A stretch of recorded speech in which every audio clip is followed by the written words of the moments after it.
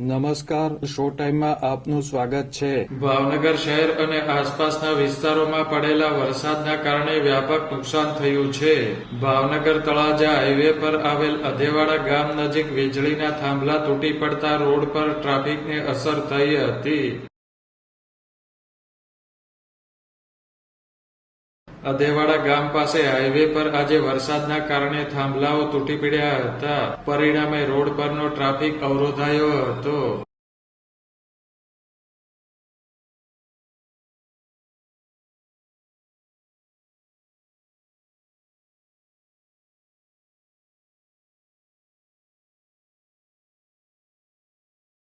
આ ઉપરાંત ભાવનગરના કાળિયાબીડ વિસ્તારમાં આવેલ એક શૈક્ષણિક સંકુલમાં પણ શેડ ઉડ્યો હતો। સદનસીબે આ ઘટનામાં કોઈ જાનહાનિ થઈ ન હતી।